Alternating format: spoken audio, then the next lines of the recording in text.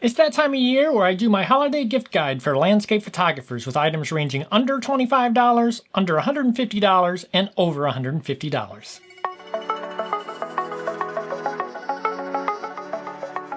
So I think I've done a holiday gift guide every year that I've had the channel, and this year's no different.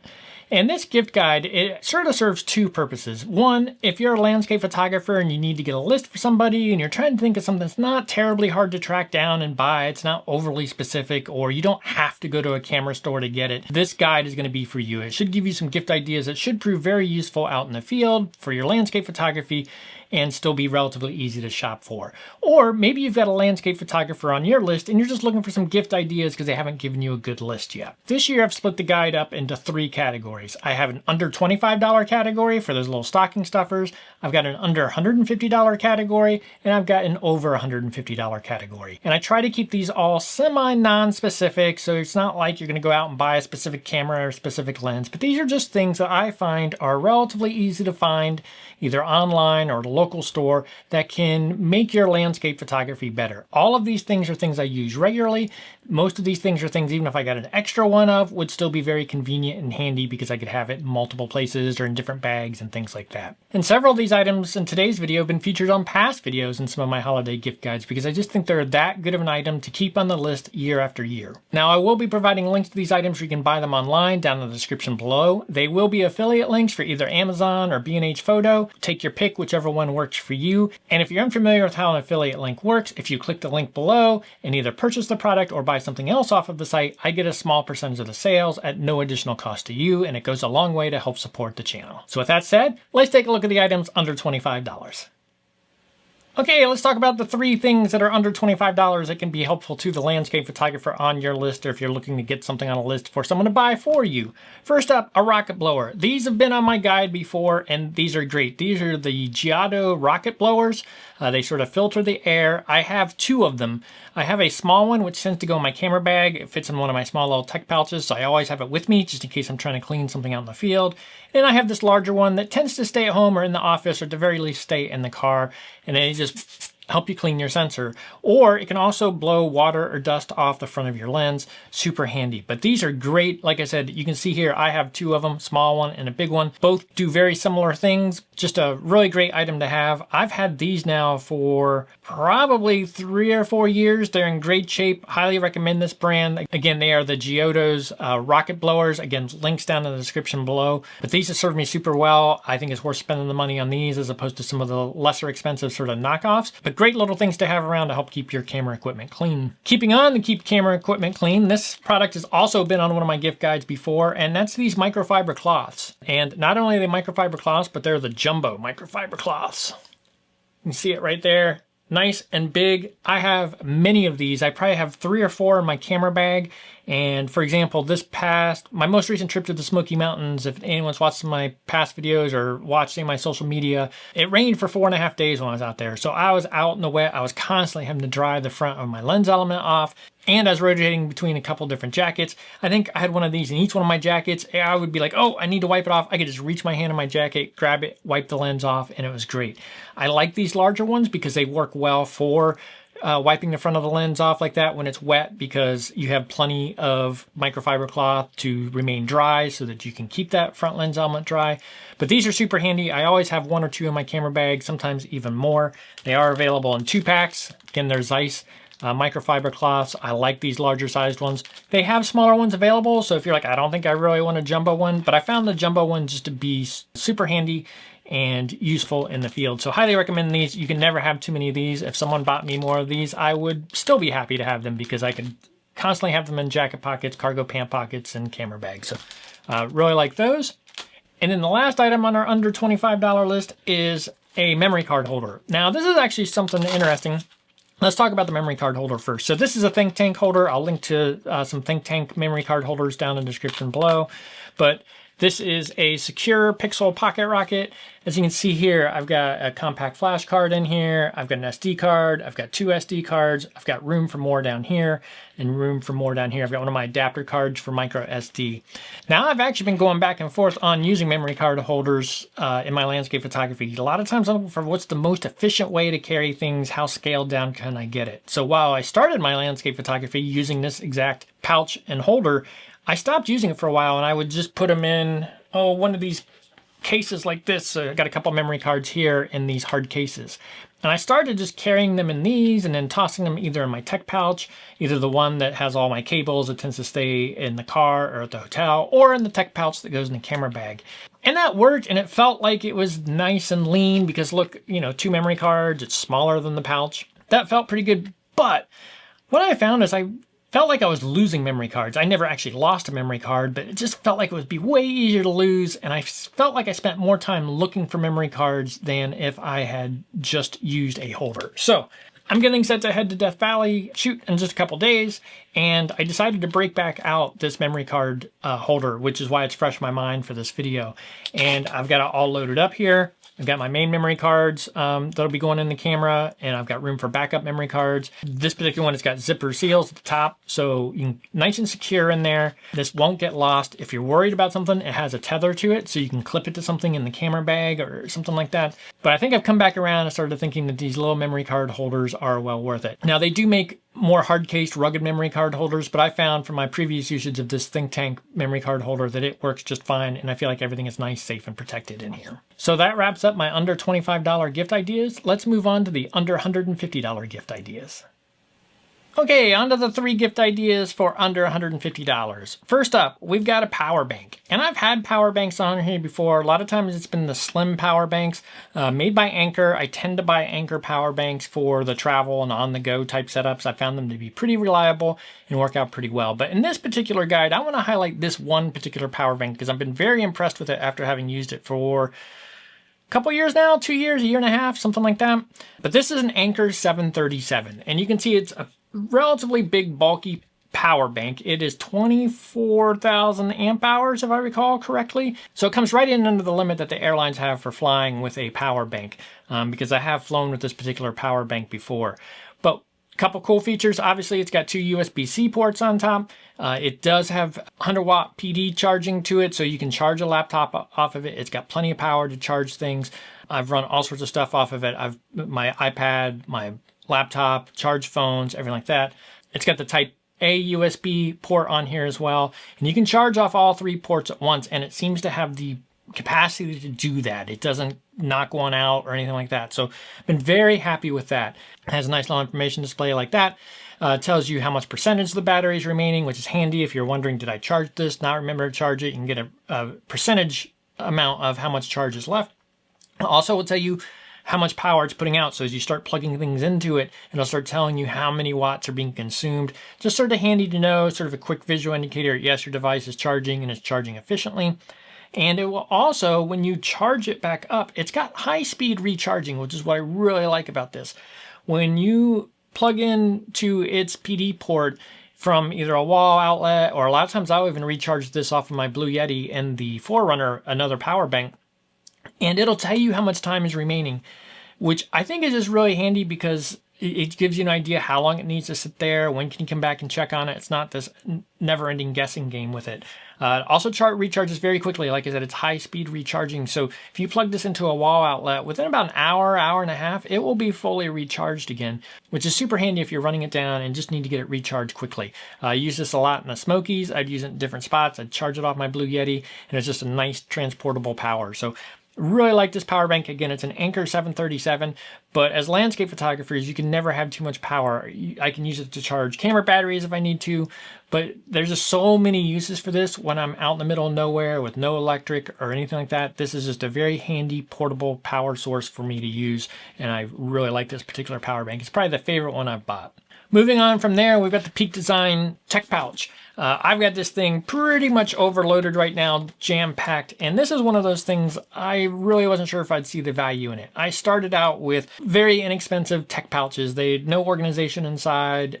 They worked, made me realize the value of a tech pouch and making sure I had everything loaded in a tech pouch. But this went on sale, I want to say last year, year before, and I got it again. It's the Peak Design Tech Pouch, and it just has so many organization pockets inside. Like I said, I got this one jam-packed.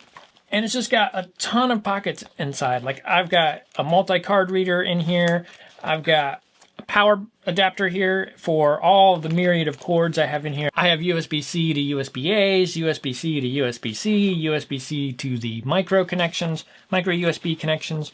I got my backup drive stashed in here. And I've got another charger, another battery charger. It's a Lano battery charger.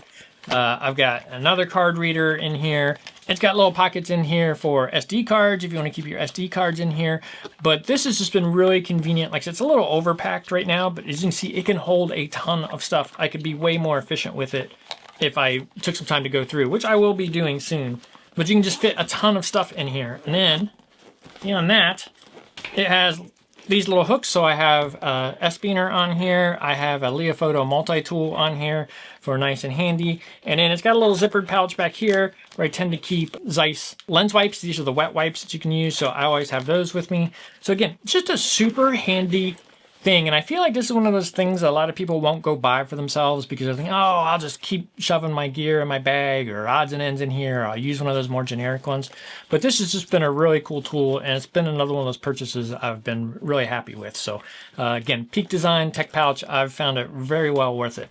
And then finally, landscape photography books. I've done videos on books, the whole thing. If you know the landscape photographer you're buying for has a favorite photographer who has a book out that they don't own, that's a great way to go too. But what I really like and what I'm going to highlight here is the Natural Landscape Photography Awards books.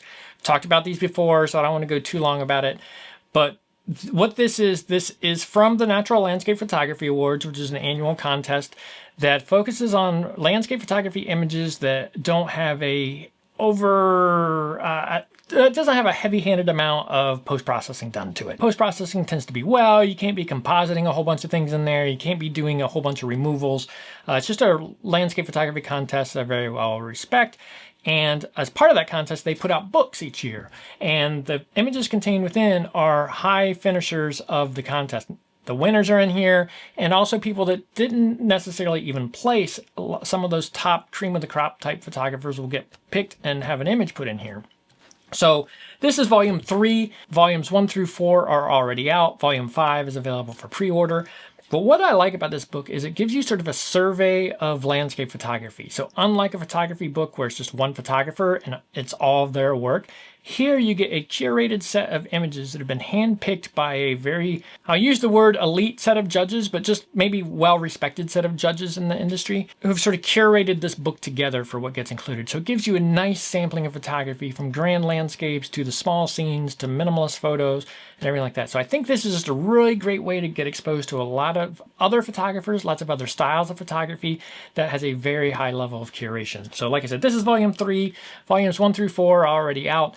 And volume 5 is available for pre-order. I don't think you would have it by Christmas because the pre-order was just announced a couple of weeks ago. But so if you need something by Christmas, you probably want volume 1 or 2 or 3 or 4. But yeah, landscape photography book, I think it's a great way. You can sit down with it with your coffee or something like that and go over it. So Natural Landscape Photography Awards, I'll link to where you can pick them up down in the description below. That wraps up the under $150 items. Let's get into the big items. Okay, let's get into the over $150 items for the holiday gift guide. First up, we've got Maven filters. Anyone that's watched this channel for a while knows that I'm a big fan of Maven filters, and I have a big old stack of Maven filters right here. Maven makes magnetic filters. They're extremely color accurate. They're color coded, so it's easy to see what filter is what. I've become a huge fan of these filters. They're easy to find. I love how their color coding is bold and easy to see. Some manufacturers, they're just little thin lines around it. So yes, they're color coded, but it's still a little harder to see. These just super easy to see. They've even got texture to the side, so each filter has a different pattern. There's just a number of ways to identify it. between being super color accurate and just making me more efficient in the field, these I think are a great item. Now, they're magnetic. That makes them super easy to use in the field as well. So who is this the right gift for? Well, there's a couple scenarios. It could be a landscape photographer that's just getting into it and doesn't have any filters. This could be a great start. Starting out with magnetic filters, you can just avoid all those pains of threaded filters, which takes me to the next group of people these are a good gift for. If you have a landscape photographer that's already has a set of filters, but they're the threaded filter types, you've probably heard them complain about them getting stuck on their lenses or just being more cumbersome to change and swap in the field from one lens to another lens. The magnetic filters solve all of that. They just magnetize on, pop them on, off. You can switch filters. So if you're using an ND filter and you're like, you put on a 3-stop, but you're like, maybe I should have used a 6. It's just super easy to swap from one to the other. But anyways, these are great filters. Highly recommend them. So on Maven's website, they have a variety of different individual filters and filter sets. And I get asked a lot, what filter set should I start with?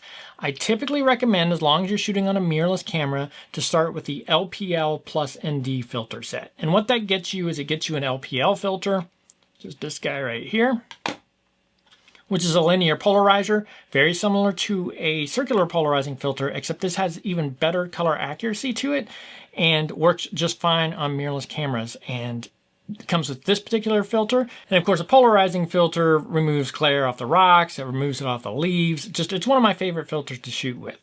And then it also comes with 3 ND filters, or neutral density filters, which I usually describe as sort of like sunglasses for the camera. It comes with a 3-stop, a 6-stop, and a 10-stop.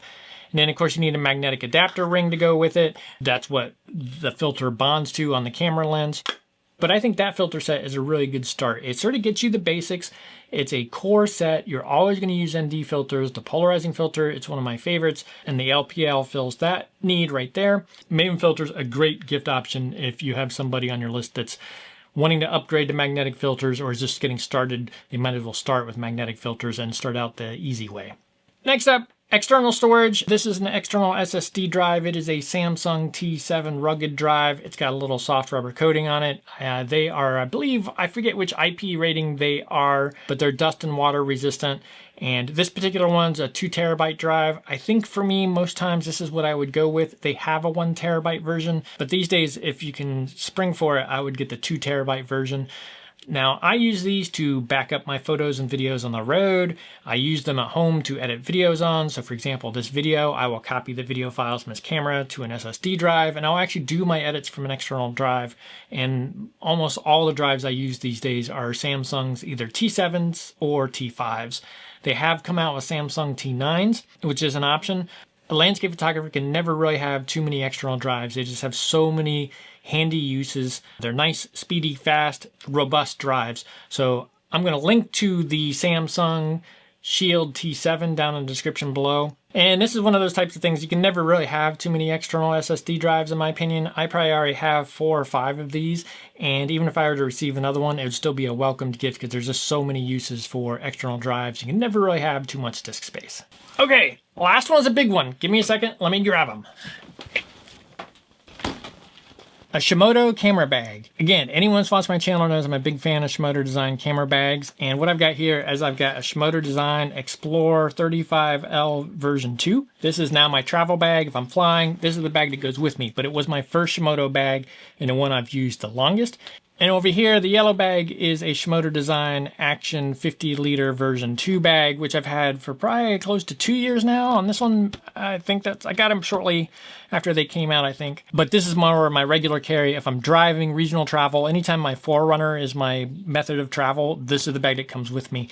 This is a 50-liter, 35-liter. Okay, let me put this one down, and then we'll talk a little bit about this one and some options I think you should consider. So I'm lucky enough to have 2 camera bags, so I can take the smaller one for when I'm flying, and I can use this one when I'm local and regional. And because I lead photography workshops, it's handy to have all the extra space because it's got a roll top up here at the top that makes it easy to put in extra coats, extra snacks, a bigger first aid kit, all of those types of things. But I realize not everybody wants to go out and get 2 camera bags, and that's important. So my recommendation, if I'm only going to recommend one Shimoto Design bag for most scenarios. Again, if you're doing multi-day hikes or something like that, then you may want an even bigger bag than the 50 liter, and they do make them. But if you're just more of a, I'm going out for the day, going out for the afternoon, you want enough room for your stuff, you want flexibility for if it's rainy or cold, and you want to be able to carry essentially a full kit, which I've talked about in one of my What's in My Camera Bag videos, which I'll link to down in the description below. I think I would go the Action series because I like the flexibility of the top. It's probably one of my favorite features of this particular bag, but I would go with a 40 liter. This is a 50 liter and it's a pretty big bag. I have friends that fly with these and they've never really had any trouble, but I'm a nervous flyer and I'd just as soon avoid any kind of problems at the airport because it would stress me out to have someone give me a hard time about this and make me try to check it. But the 40 liter seems to me to be just the right size, a little easier to fly with, big enough to be flexible. So if I was looking to rebuy a bag or I could only have one bag, I would be taking a very serious look at the Schmoder Design Action 40 liter version 2. So again, there's a little bit of personal preference. Hopefully maybe your landscape photographer on your list is giving you a little bit of guidance what they're looking for. But of the Schmoder bags, I think that Action 40 just hits the sweet spot and it's a great way to go. And I do have one bonus category for this video, and this is sort of for the photographer that sort of has everything, because really, I talk about gear a lot, but at some point you have all the gear you need, and more gear or different camera system, different lenses, or any number of things are not going to make you a better photographer or help you with your photography. You do eventually reach that limit of, I just don't need anything else, and what would help you the most is to get out, practice, and learn more about the craft of photography by getting out there in the field and doing it. And along those lines, something that can really help a landscape photographer, whether they're beginner and wanting to start off on a solid foundation, or a more advanced landscape photographer who's just looking to pick up some of those finer points, those little things that help them move the needle a little bit more to become more comfortable and confident in their landscape photography. And that's landscape photography workshops. And I do offer landscape photography workshops. I offer multi-day workshops. I will link to my website where I have an upcoming workshops page. But if you're interested in improving your landscape photography and getting out in the field, I offer workshops where we head out and we visit places like the Smoky Mountains in West Virginia and Death Valley. And that can be a great option, a great surprise for a landscape photographer on your list to help them get out in the field. It's sort of an immersive experience. You've got someone right there to help answer questions, be a sounding board, help you look at scenes differently, help you approach scenes differently. It can actually be a very valuable step to actually improving your landscape photography. Most times it'll improve your landscape photography more than buying all of this gear would do. So I always have workshops available if you wanted to buy one as a gift for somebody.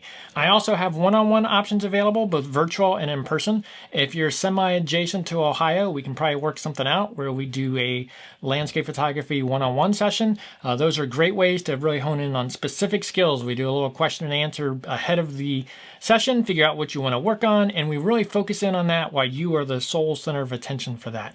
Can also do virtual sessions where we hop on a Zoom call for an hour and a half, 2 hours, and we can either do some image review, we can talk through gear, we can take a look at the gear you have, what's working for you, what's not, do you have specific camera questions. We can even work through a series of one-on-ones where we sort of do little instructional sessions, little homework assignments, and come back and review those images that you got from those homework assignments to sort of go over. So if you're trying to figure out what to buy for that landscape photographer that seems to have everything, a workshop can be a great way to go. I have several workshop options available, and again, I'll link to them down in the description below. So hopefully you found this year's holiday gift guide for landscape photographers helpful. This is all gear that I use and find helpful and useful and makes my life a little easier out in the field. Hopefully you found it helpful as well, whether you're the landscape photographer looking to populate a list or you're buying for a landscape photographer. If you did find this video helpful, be sure to hit that like button. And if you want to see future landscape photography content from me, including tips, tricks, behind the scenes, and little videos like this, be sure to hit the subscribe button. And thank you for watching.